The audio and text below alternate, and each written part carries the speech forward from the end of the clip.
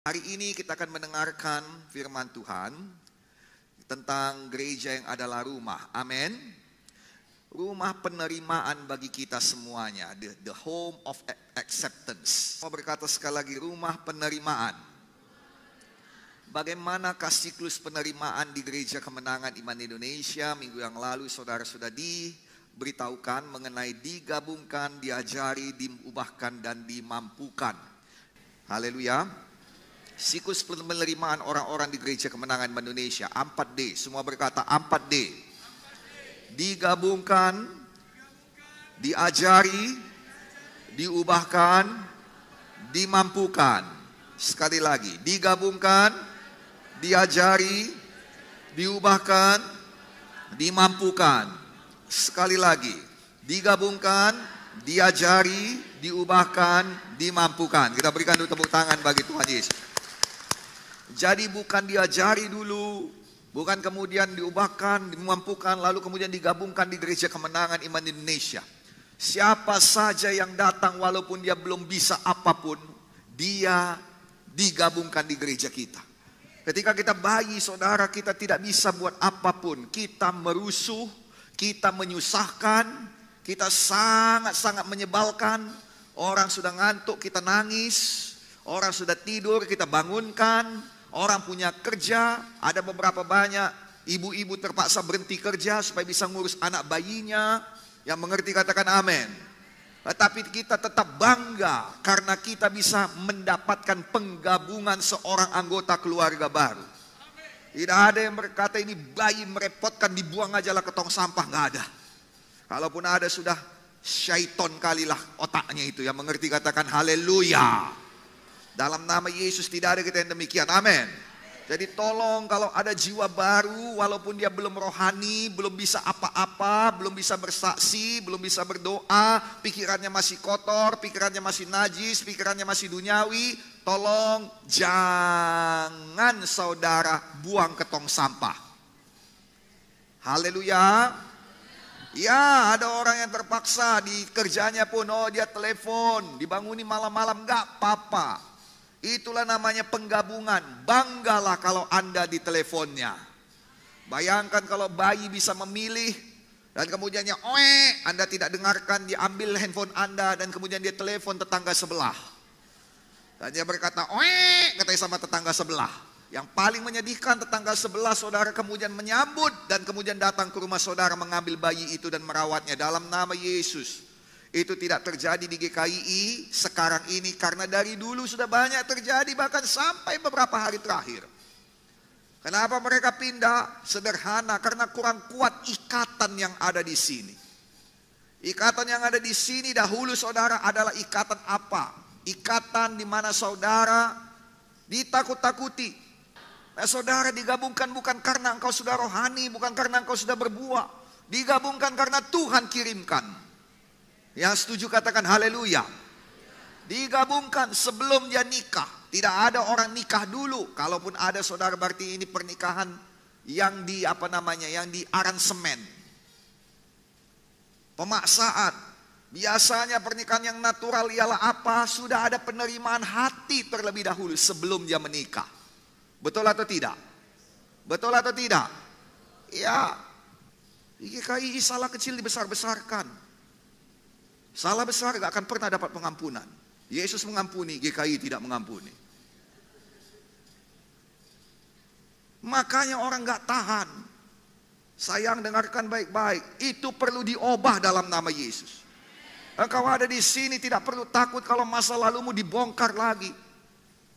Saya paling tidak suka orang yang demikian. Dan juga saya tidak suka orang yang melecehkan kita.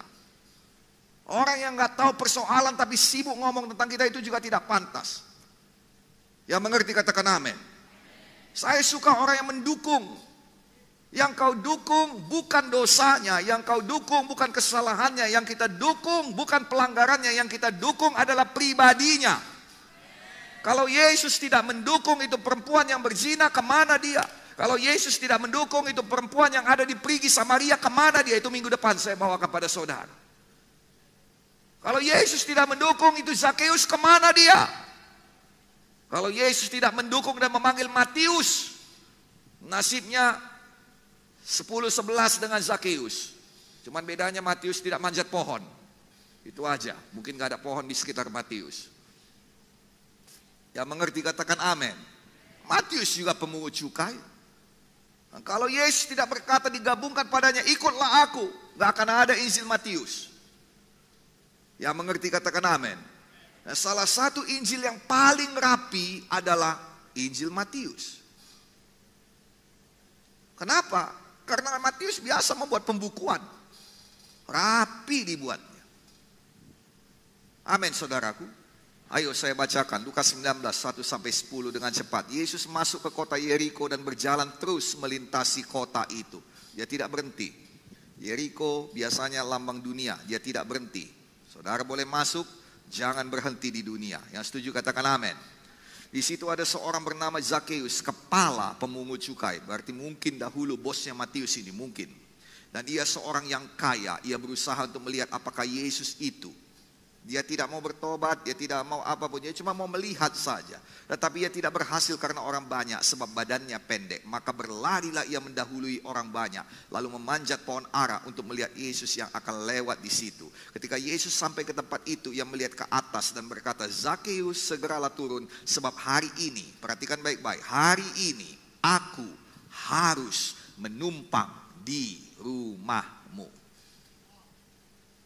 Harus menumpang di rumahmu. Lalu Zakeus segera turun dan menerima Yesus dengan sukacita. Zakeus sukacita, tapi ada orang yang tidak sukacita. Tetapi semua orang yang melihat hal itu bersungut-sungut katanya, ia menumpang di rumah orang berdosa. Di mana lagi dia menumpang? Kau pun berdosa? Masalahnya sederhana. Dosamu mungkin gak ketahuan. Itu aja. Dan Zakeus sebenarnya bukan orang berdosa. Dia dituduh berdosa. Nanti kita akan lihat ayatnya. Haleluya. Ayat 8. Tetapi Zakeus berdiri dan berkata kepada Tuhan, Tuhan, setengah dari milikku akan kuberikan kepada orang miskin, dan sekiranya ada sesuatu yang kuperas dari seseorang akan kukembalikan 4 kali lipat. Sekarang saya tanya, mana tadi yang berkata dia orang benar? Beranikah kau kasih 1/4 dari milikmu pada orang miskin? Kalau enggak, tutup mulut. Haleluya. Karena biasanya ini hanya orang yang tahu. Inilah yang mau saya katakan. Banyak orang yang tahu cuma ngomong saja. Tapi Zakeus ini menerima penerimaan, menerima penggabungan. Dan dia sungguh-sungguh bersyukur.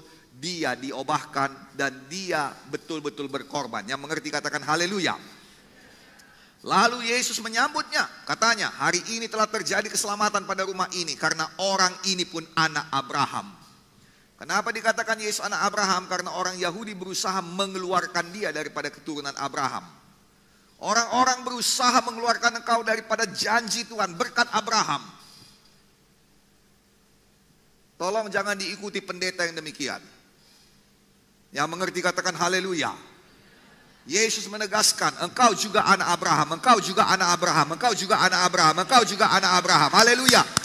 Di mana ayatnya? Yesus Kristus sudah menjadi miskin, supaya oleh kemiskinannya berkat Abraham boleh turun kepadamu. Haleluya. Engkau boleh jadi kaya. Sukacita katakan amin. Lalu kemudian dikatakan, Yesus berkata 10, sebab anak manusia datang untuk mencari dan menyelamatkan yang hilang. Lihat baik-baik.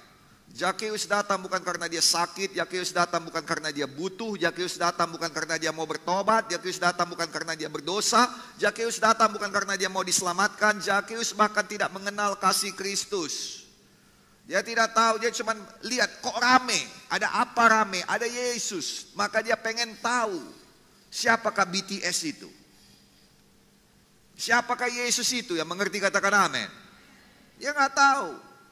Anak saya berkata BTS pak, BTS pak. Saya pikir BTS itu tiang untuk kita punya handphone. BTS. Bukan pak. Orang Korea pak, orang Korea pak. Saya sampai hari ini nggak mau tahu. Saya berpikir saudara pasti ada sesuatu tentang Yesus yang membuat orang pingin tahu tentang dia. Yang setuju katakan amin.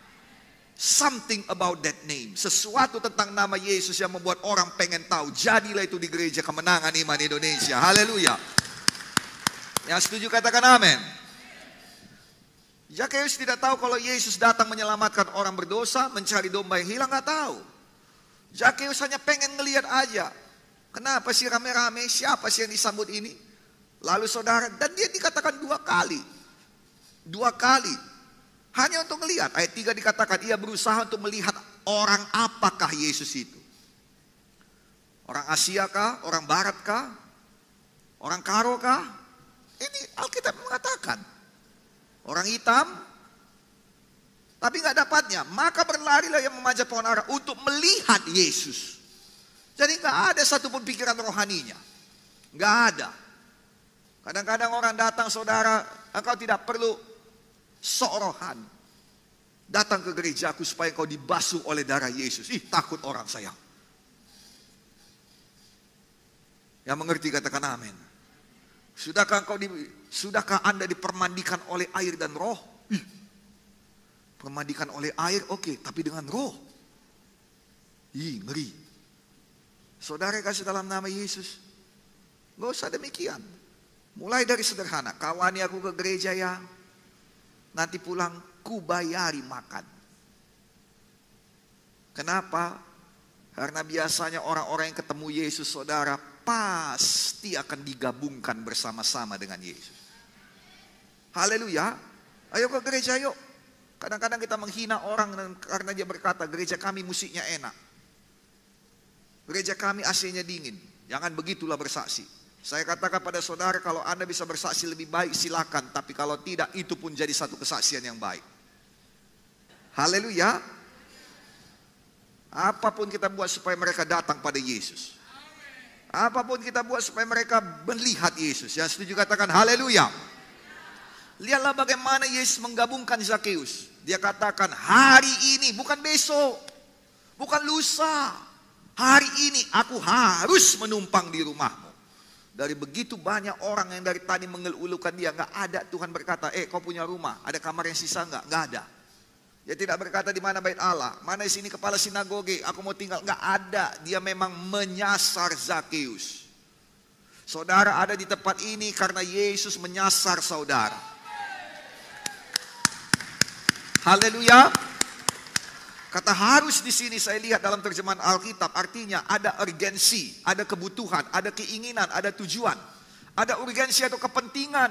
Kepentingan Yesus adalah untuk menyelamatkan Zakeus. Kebutuhannya adalah apa? Zakeus butuh kepastian, butuh perhatian, butuh keluarga, butuh perlindungan, butuh penerimaan. Dan itu yang dibutuhkan orang-orang hingga saat ini. Amin. Aku harus menginap di rumahmu. Luar biasa. Hanya orang gak mau. Kenapa? Rumahmu jelek, rumahmu bau. Tapi dalam hal Zakeus, rumahmu adalah rumah orang berdosa. Wow.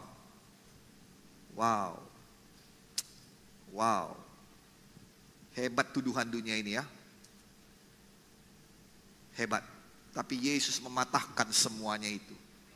Lihat perbuatan Yesus mematahkan semua perkataan, tuduhan, fitnah dunia. Sampai hari ini Yesus mau berbuat sesuatu bagimu agar semua tuduhan dunia, semua tekanan dunia dipatahkan dalam hidupmu. Haleluya.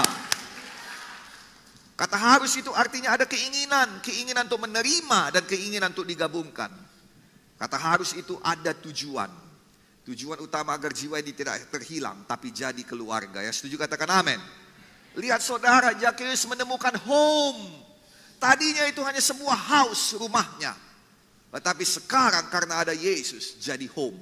Gereja ini hanya bangunan, tapi karena ada Yesus ini jadi home bagi kita semuanya. Rumahmu mungkin bangunan, hatimu mungkin hanya hati biasa, tapi ketika ada Yesus di dalam, maka itu akan menjadi home bagi kita semuanya. Saya berdoa, home adalah rumah yang dibangun dengan kasih dan juga ikatan hati. Amin saudaraku. Jadilah itu bagi kita semua. Sukacita katakan amin. Reaksi Zakeus sungguh sukacita karena ia digabungkan bersama dengan Yesus. Reaksi orang agamawi marah. Saya heran. Dan inilah dia jadi kepada banyak orang.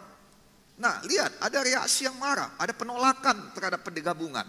Nah saudara yang kasih dalam nama Yesus, orang-orang agamawi suka begitu. Mereka menganggap penggabungan ini satu ancaman, penghinaan, pembolehan, pembiaran, pelecehan, dimurah-murahkan. Sukacitalah kita menggabungkan. Amin saudaraku. Berkorbanlah kita. Yesus berkorban untuk penggabungan ini. Amin. Amin. Mati dia di kayu salib. Kalau tidak saudara gak bisa. Karena dia mati maka bait Allah itu terbelah tirainya. Sejak hari itu semua orang bisa datang kepada Yahweh. Sejak hari itu semua orang bisa berkata ya Abba, ya Bapa. Oh kalau Anda tanya saya, Pak, mana Bapak lebih suka memanggil Tuhan kita, Allah kita itu Yahweh atau Bapa? Saya lebih suka Bapa. Karena itu kesaksian bagi banyak orang. Bahkan presiden kita berkata tidak ada yang berani mengganggu orang Kristen. Kenapa? Karena satu-satunya agama di dunia ini yang memanggil Tuhannya Bapa cuma orang Kristen. Saudara dengar, saya taruh di Instagram saya, seorang dukun berkata, dia himbau kepada teman-teman sedukunnya semua. Jangan ganggu orang Kristen semua. Jangan ganggu orang Kristen. Kenapa? Karena orang Kristen punya Tuhan dan mereka memanggil Tuhannya Bapa. Jadi kalau Anda tanya, Bapak lebih suka manggil Allah kita siapa? Yahweh atau Bapa? Bapa. Dia Bapakku. Thank you my Father, I love you so much. Haleluya. Karena itu cerita tentang penggabungan. Yahweh cerita tentang apa? Kekudusan. Yahweh cerita tentang apa? Keesaan, kehebatan. Yahweh cerita tentang apa? Allah Maha Besar, betul. Tapi Bapa cerita tentang apa? Hubungan. Ya dia Yahweh, tapi dia jadi Bapa saya. Ya dia jenderal. Saya gak manggil Bapa saya jenderal. Anak saya gak manggil saya Pak Ketua.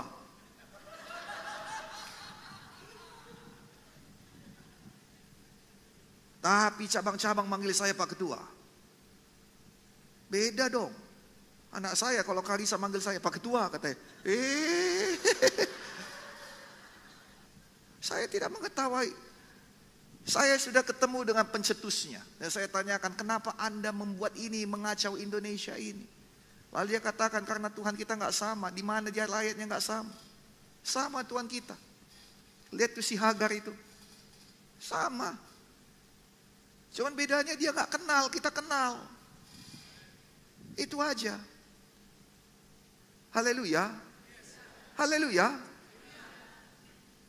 Sebenarnya kita gak bisa kenal semua. Karena ketika Musa bertanya, kalau nanti orang itu tanya, siapa yang mengutus? Apa ku bilang? Lalu Tuhan berkata, aku adalah aku, bilang sama dia. Agak bingung kita kan? Kenapa? Karena tidak ada nyama yang bisa mencangkum semua keberadaan Tuhan kita. Ya mengerti katakan haleluya. Maka saya sangat bahagia ketika saya bisa diizinkan, dikaruniakan, dimampukan, diperbolehkan, dan diperkenankan memanggil dia dengan perkataan Bapa Sorgawi. Sebab beginilah kau berdoa. Bapa kami yang bertahta di kerajaan sorga. I don't know about you. Engkau boleh katakan aku sesat. Suka hatimu. Tapi aku menikmati hubungan dengan Bapakku. Terutama apalagi kalau saat ini tidak ada Bapak badaniah saya. Apa-apa saya lari, Bapakku, Bapakku, saya katakan. Setiap orang yang berteriak Bapakku, Bapakku, pasti ada berkat. Elisa berteriak Bapakku, Bapakku, dia dapat berkat. Haleluya. Saya bawakan firman padamu. Saya tidak bawakan kontroversi, saya bawakan hubungan padamu. Saya bawakan damai padamu. Kenapa? Karena Tuhanku Raja Damai. Dan Alkitab berkata berbahagialah dia yang membawakan damai karena mereka akan disebut anak-anak Allah. Saya mau disebut anak Allah supaya saya bisa panggil Allah saya Bapa. Sesederhana itu saja. Haleluya. Nah, saya bicara mengenai penggabungan. Semua berkata penggabungan. Nah sekarang saudara, banyak orang yang mau mukjizat saja. Banyak orang yang menentang penggabungan ini. Baik dari pihak gereja atau juga ada orang yang mau untungnya saja. Dan kalau orang yang mau menguntungkan ini bodoh dan berbahaya. Alkitab berkata dalam Matius 12 ayat 43 sampai 45. Nah saudara, apa yang terjadi pada angkatan ini? Mereka akan kerasukan, lebih buruk daripada keburukan semula, lebih sulit untuk dibebaskan daripada keterikatan semula, lebih terpuruk daripada terpuruk semula. Marilah kita mau digabungkan. Haleluya. Gak ada yang sempurna. Rumah Zakeus tidak sempurna, tapi dia terima Yesus. Zakeus tidak sempurna, tapi Yesus terima dia. Haleluya. GKI tidak sempurna, tapi kita di sini bukan untuk membicarakan ketidaksempurnaan GKI.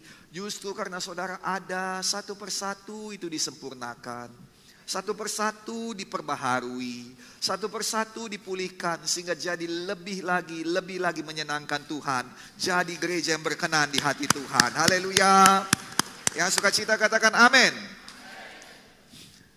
Yang terjadi dari penggabungan ini, Zakeus merasakan kepemilikan, kebersamaan, keintiman, hubungan baik, penerimaan, damai, dan menggambarkan bahwa ia telah mendapatkan home-nya. Dan dia berani berkata kepada Tuhan, udah ku dapat semua, setengah dari milikku kukas sama orang miskin. Dan di depan semua orang dia berkata, kalau ada di sini yang berani berkata, dia kuperas. Tunjukkan buktinya, aku kembalikan 4 kali lipat. Kenapa bisa dikembalikan 4 kali lipat? Karena ada bukti. Betul atau tidak? Betul atau tidak? Kenapa Zakeus berkata demikian? Karena dia orang yang teratur. Dia kepala pajak. Dia punya pembukuan yang teratur. Dan dia kaya raya. Kenapa? Karena dia orang Yahudi yang bekerja bagi pemerintah Romawi. Dan orang Yahudi saudara paling gak suka bayar pajak. Kenapa? Karena dia malas bayar pajak. Karena dia malas bayar persepuluhan. Dan Yesus menjawabnya bagi kita semuanya. Mengerti katakan haleluya. Nomor 1 saya katakan pada saudara, bayar pajak. Jangan sampai STNK-mu mati 5 tahun. Bayar pajakmu, bayar dendanya karena kesalahanmu. Kalau ada orang yang demikian hari ini, Tuhan mengampuni engkau. Senin nanti urus. Kenapa Senin? Karena Sabtu semua pemerintah libur. Haleluya. Nomor 2 apa? Punya asuransi. Setidaknya BPJS. Pak, itu orang gak beriman. Siapa bilang orang gak beriman? Engkau ada di sini kenapa? Karena ada asuransimu, yaitu apa? Jaminan masuk sorga. Kenapa jaminan masuk sorga? Karena Yesus sudah bayar. Tapi asuransi dunia kita yang harus bayar. Yang mengerti katakan haleluya. Nah sekarang, semua orang yang pernah berbuat salah, itu bisa dibatalkan oleh kasih karunia Tuhan.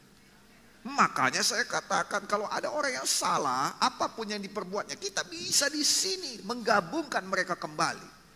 Bukan berarti mereka boleh melayani terus, bukan itu yang saya katakan, tapi digabungkan kembali. Anda diterima di sini. Amin. Anda bisa masuk lagi kemari, Anda bisa beribadah di sini, kita bisa bertumbuh lagi sama-sama. Kalau Anda sadar, kita bisa melayani sama-sama lagi. Tapi jangan perbuat begitu lagi. Muliakan Tuhan dengan segenap hati, segenap jiwa, segenap kekuatan. Haleluya. Kasihilah Tuhan Allahmu dengan semua yang ada padamu. Yang mengerti katakan haleluya. Boleh kita berikan tepuk tangan bagi Tuhan Yesus. Yang suka cita katakan haleluya. Oke, kita berikan tepuk tangan bagi Tuhan Yesus. Yuk mari kita semuanya bangkit berdiri. Haleluya.